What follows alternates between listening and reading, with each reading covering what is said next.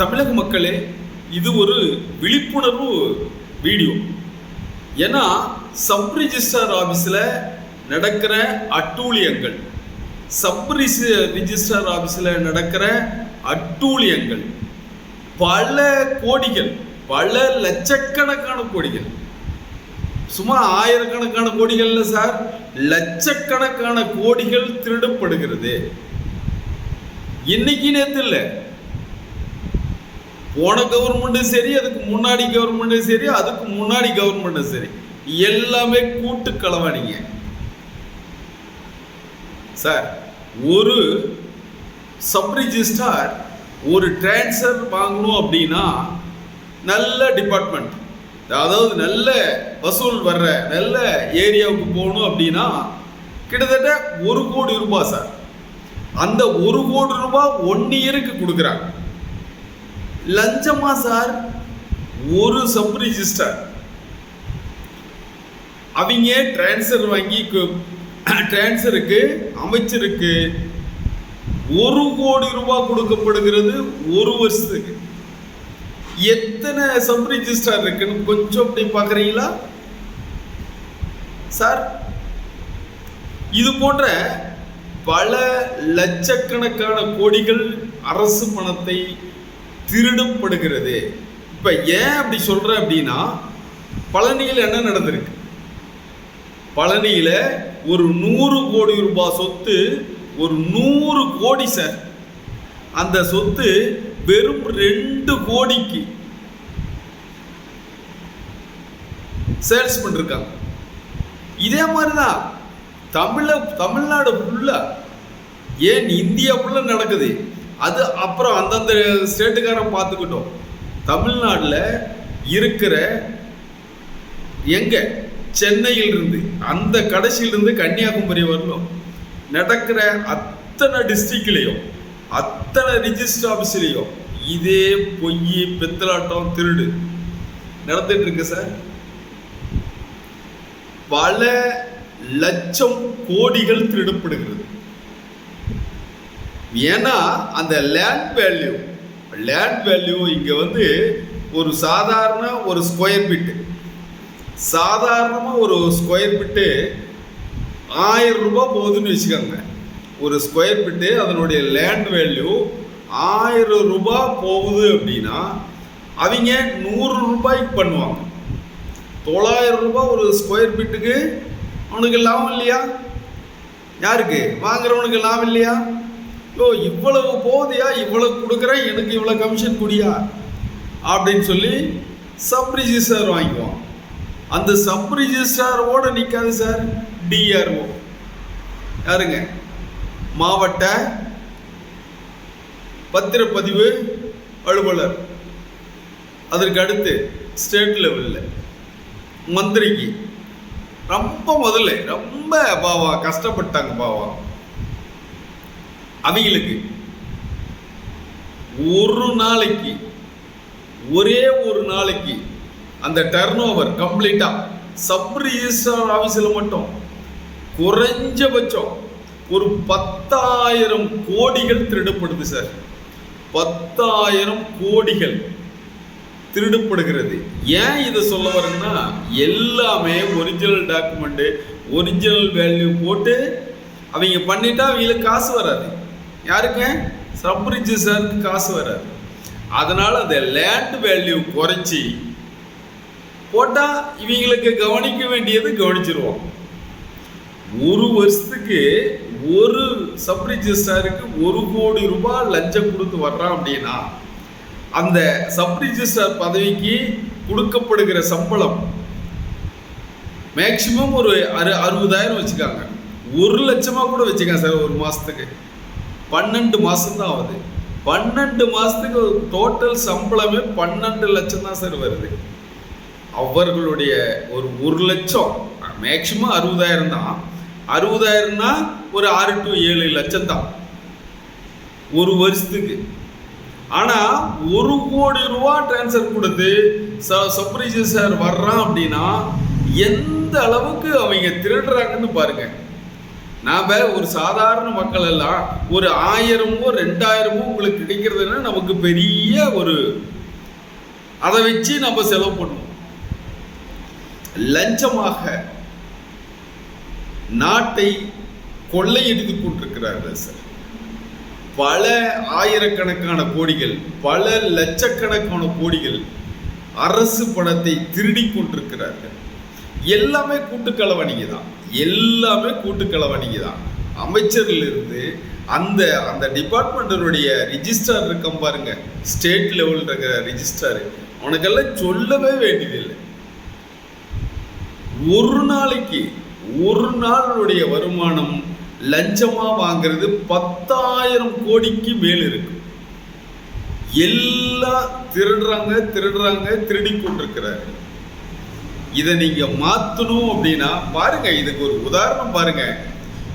பழனியில 100 கோடி ரூபாய் இருக்கிற அந்த நிலத்தை 2 கோடி ரூபாய்க்கு நீங்க பதிவு பண்ணிருக்கிறீங்க அப்படின்னா இது யாருங்க? இது மாதிரி ஒரே ஒரு நாள் அங்க ரெகுலரா இருக்கிற அம்மா ஈஸ்வரி, அந்த சப் ரிஜிஸ்ட்ரார் அன்னைக்கு லீவ்ல போயிட்டாங்க. அல்ல இவங்க பண்ற டார்ச்சர் தான், அரசியல்வாதிங்க பண்ற டார்ச்சர் தான். அந்த மாவட்டம் கேட்டிருப்பாங்க, அந்த அமைச்சர் கேட்டிருப்பாங்க, இவங்க வாங்கிட்டு லஞ்சத்தை வாங்கிட்டு போயிடுவாங்க. ஆனா பாதிக்கப்படுவது அந்த சப் ரிஜிஸ்ட்ரார் தான். அவர்களுடைய அரசியல் தலையீடு அந்த அளவுக்கு இருப்பதனால் நான் பண்ணி கொடுக்க மாட்டேன்னு சொல்லுவாங்க. அதனால நீ டிரான்ஸ்ஃபர் போமா, அந்த அம்மாவும் அந்த 1 கோடி ரூபா கொடுத்துட்டு தான் வந்திருப்பாங்க. அதனால உடனே தூக்கியெல்லாம் இந்த அம்மாவை அடிக்க முடியாது, ஏன்னா காசை வாங்கிட்டாங்கல்ல. அதனால அந்த அம்மா ஒன்றும் பண்ண முடியாது. அந்த அம்மா கொஞ்சம் ஸ்ட்ரிக்டா இருந்திருக்காங்க. இப்போ 100 கோடி ரூபா சொத்துன்னா ஒரு 50 கோடிக்கு வித்திருந்தா கூட ரைட், ஏதோ கொஞ்சம் அப்படின்னு நினைப்பாங்க. அப்படியே 90% லாபம் வச்சு வித்திருக்காங்க. இது சாதாரணமாக ஒரு இல்லை. பழனி தண்டாயுதபாணி அந்த முருகனுக்கு மொட்டை போட்டான். முருகனுக்கு பழனி முருகன் கோயிலில் போய் நம்ம எல்லாரும் மொட்டை போட்டு வருவோம். அந்த பழனி முருகனுக்கே மொட்டை போட்டாங்க. இது பழனியில் மட்டும் நடக்கல சார், த்ரூஅவுட் தமிழ்நாடு எல்லா ரிஜிஸ்டர் ஆஃபீஸ்லையும் நடக்குது. இது யாரு இது மேல நடவடிக்கை எடுப்பாங்கன்னு தான் தெரியல.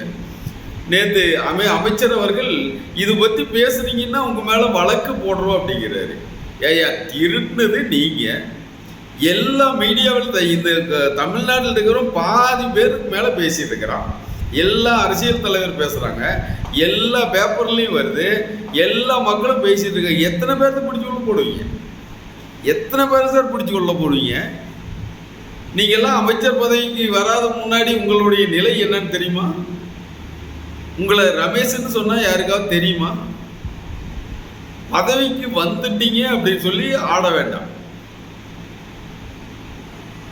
தவறு நடந்திருக்குன்னு சொன்னா அது தவறுக்கு தகுந்த நடவடிக்கை எடுக்க வேண்டும். நீங்க எல்லாரும் மேலே கேஸ் போட்டு எத்தனை பேருக்கு மேல கேஸ் போடுவீங்க? உங்க ஜட்ஜ்மெண்ட் கொடுத்துருக்காரு, ஜட்ஜை தூக்கி உள்ள போடுறீங்களா? இந்த பத்திரத்தை இப்ப நீங்க ரிஜிஸ்டர் பண்ண அந்த பத்திரத்தையே கேன்சல் பண்ணிட்டாங்க. அதனால அந்த ஜட்ஜஸ் எல்லாம் நீங்க தூக்கி உள்ள போட்டுருவீங்களா? உங்களுக்கு அந்த அளவுக்கு பவர் கொடுத்துருக்காங்களா? தமிழ்நாடு முழுவதும் அனைத்து சப் ரிஜிஸ்ட்ரார் ஆபீஸிலேயும் இதுபோல் லேண்ட் வேல்யூ குறைத்து போட்டு ரிஜிஸ்டர் பண்றாங்க.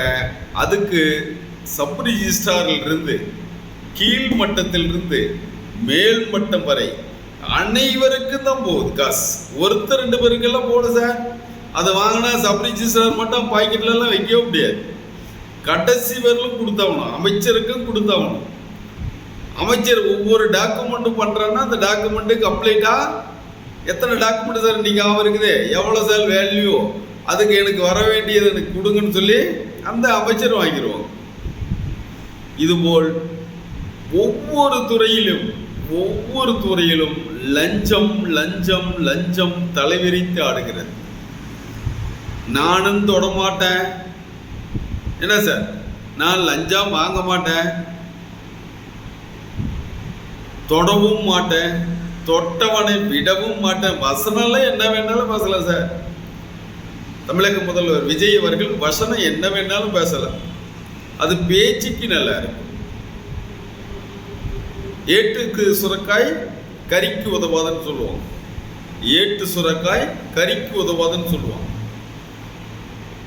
இது மாதிரி நடந்திருக்குல்ல. அந்த 2 அமைச்சரை நீங்க என்ன பண்ணிருக்கணும்? 2 அமைச்சர் நீங்க என்ன சார் பண்ணிருக்கணும்? விஜய் அவர்களே, தமிழக முதல்வர் விஜய் அவர்களே, இது 2 டிபார்ட்மெண்ட் சேர்ந்தது. ஒன்று வந்து ரிஜிஸ்டர் லோகேஷ் தமிழ்ச்செல்வன், அதுக்கு அடுத்து ரமேஷ், அதுக்கு அடுத்து யாருங்க, ஆணையர், இந்து அறநிலைத்துறையினுடைய ஆணையர், ப்ரொமோஷனில் போனார் அந்த மாரிமுத்து. மேல இருந்து கீழே வரல, எவன் லஞ்சம் வாங்கினானா அவனுக்கெல்லாம் வாங்கியிருக்கும், தூக்கி எல்லாத்துக்கும் உள்ள போட்டிருக்கணும்ல. ஒன்றும் இல்லையே, பேருக்கு இவர் மேல நடவடிக்கையா சார். இங்க மட்டும் பழனியில் மட்டும் நடக்கல சார், தமிழ்நாடு பூரா நடந்துட்டு இருக்கு சார். தமிழ்நாடு முழுவதும் இதுபோல் அனைத்து சப் ரிஜிஸ்டர் ஆபீஸிலும் பல ஒரு நாளைக்கு குறைஞ்சது ஒரு 10,000 கோடி இது போன்று நடக்கிறது. இது யார் கண்டுபிடிக்கிறதுன்னு தான் தெரியல. ஏன்னா எல்லாமே அது சம்மந்தப்பட்டிருக்காங்க. யாரு இதுக்கு வந்து ஆக்ஷன் எடுப்பாங்கன்னு தெரியல. அதான் சார், ஒரு சப் ரிஜிஸ்டர் ஒரு ஆபீஸில் இருந்து அடுத்த ஆபீஸுக்கு போகணும் அப்படின்னா ஒரு வருஷத்துக்கு 1 கோடி ரூபாய் லஞ்சம். அது எப்படி சார் கொடுப்பான்? எப்படி கொடுப்பான்னு சொல்லுங்க. நமக்கு ஒரு 1000 ரூபாய் கிடைச்சாவே அதை வச்சுட்டு 1 மாசம் ஓட்டுவோம். ஒரு நாளைக்கு பல 1000 கோடிகள் லஞ்சமாக பெறுகிறார்கள் அவர்கள். இன்னைக்கு சாதாரணமா வரான், ஒரு 10 வருஷத்துல அவன் எந்த ஸ்டேஜுக்கு போவான்? இதை நம் தமிழக மக்கள், தமிழக அரசு, வேலை பார்த்து கொண்டிருக்கிற அனைத்து ஜாம்பான்களும் வேடிக்கை பார்த்து கொண்டிருக்கிறார்கள். இந்த பழனி தண்டாயுதபாணி பழனி முருகனுக்கே மொட்டை போட்டாங்க. தமிழ்நாடு முழுவதும் உள்ள கோயில்களில் இது போல மொட்டை அடித்துக் கொண்டிருக்கிறார்கள்.